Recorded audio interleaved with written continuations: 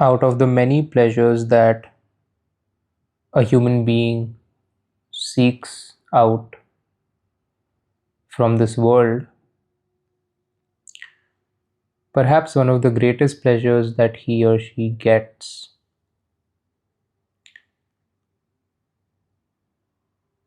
are the pleasures of sex and its derivatives.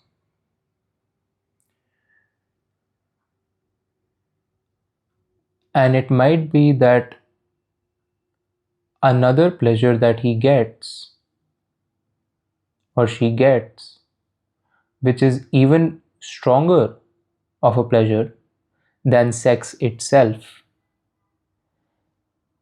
is the urge to possess the person who gives them the most pleasure,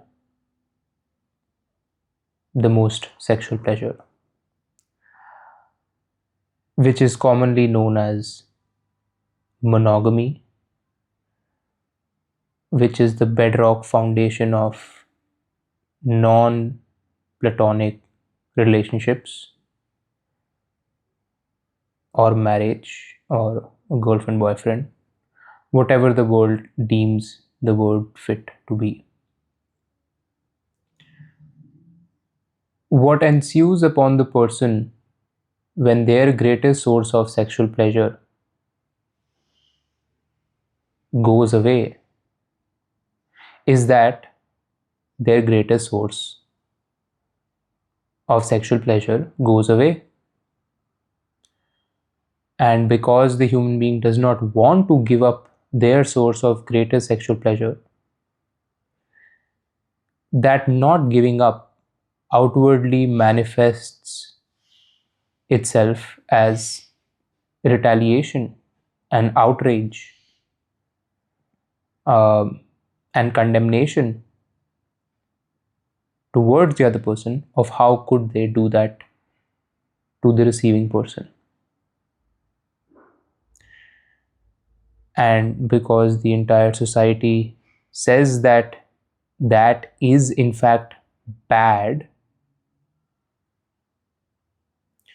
they think that yes, I understand, the previous few partners that I've had have either left me or shown less interest in me as they once did, but those are bad apples. Somewhere in this world, in my society that I live in, there are some good apples who will be quote loyal to me, only for it to happen again. The problem is that human beings don't realize the source and the cause of why cheating actually happens. Out of the many reasons people may say, why did someone cheat? They are not really interested to know the answer to that question. They may say they want to, but they don't. And the reason I say that is because they already have a negative notion that cheating is bad.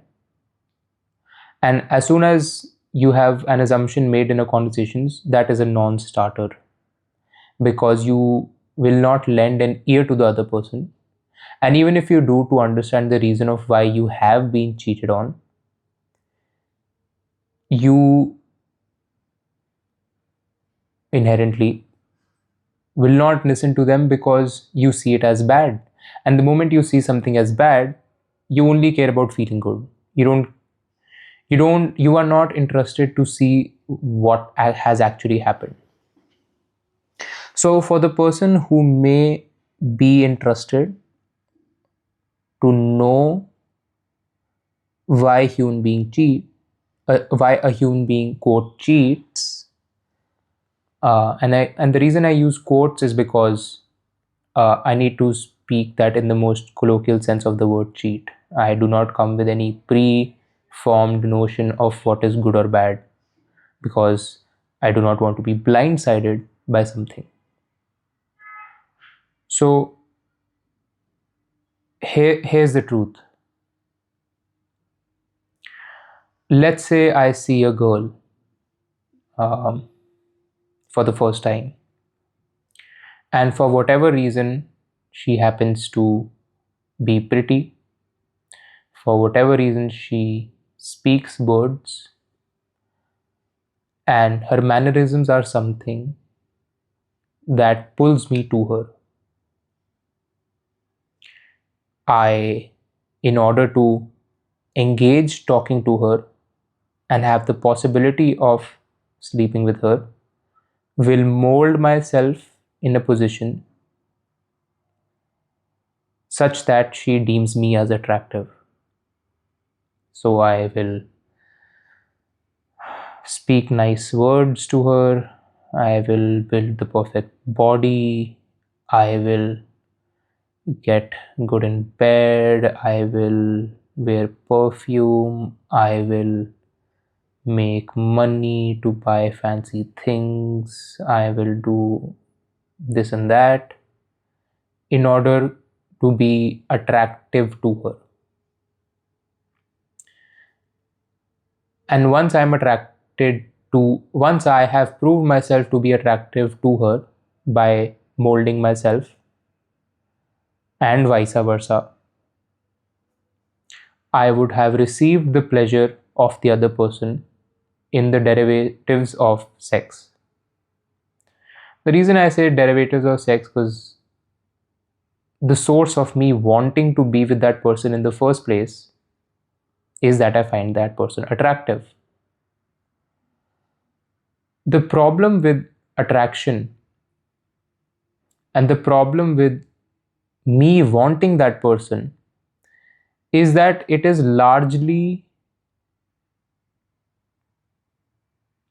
I can only naturally be pulled towards that person if I do not know something about her.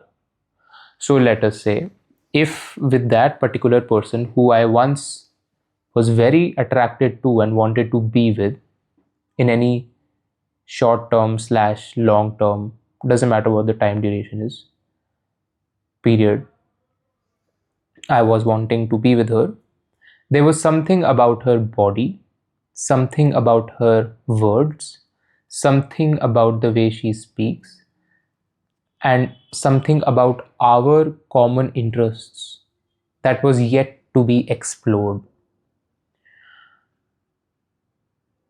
And what happens in the human being's mind is that once that person is fully known, or at least till the capacity till which the knower wants to know the other person is known, there is nothing new to explore in the other person anymore. Now, here is where the shift happens. Either a person, after recognizing the fact that I have known this person for X number of months or years and I know everything about her or him, the person may be with that person who they know, or they might look at other people who they do not know, which is some other girl, and the mind, upon looking at that other girl, will say, wouldn't it be nice to know that person? Because I already know this one that I'm with right now. So the seek for novelty would kick in, because the thing that is known doesn't really have much significance to it, because it already knows what to expect. Just like how um, if you get pleasure from anything else in this world, when you are exposed to that repeatedly, you either want more dosage of that, or you want variety to fulfill that novelty seeking tendency inside of you.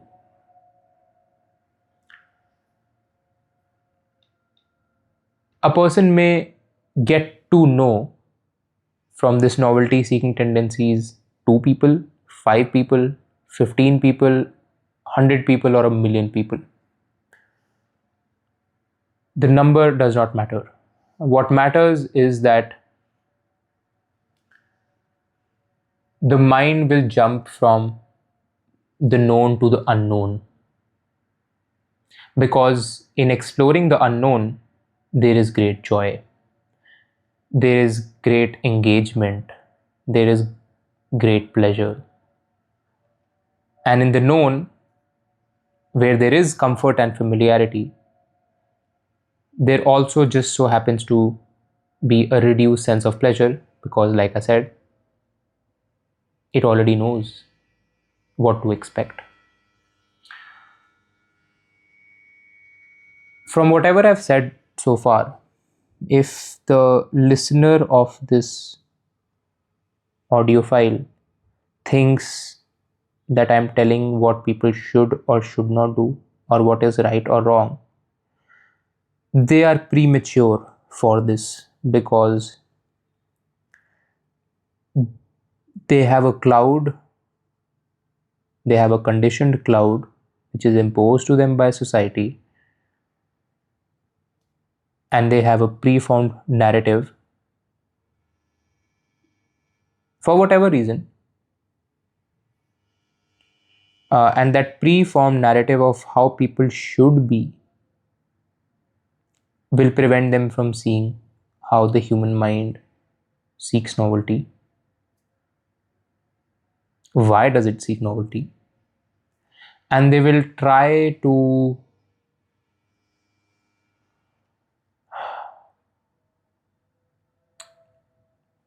convince themselves that however their past experiences have just been in the category of bad apples, and there is some good apple out there. Now, if you wish to, upon hearing what is being said about the novelty seeking tendency of the mind, if this makes you want to be a celibate, to not go through the pains that are ensued upon attachment, you may. If you wish to be in a relationship with one person, you may. If you wish to be a hedon and sleep with multiple people, you may. If you wish to not be with anyone but indulge in masturbation, you may. There is no recommendation. But that is what is happening in the in the minds of human beings when they cheat.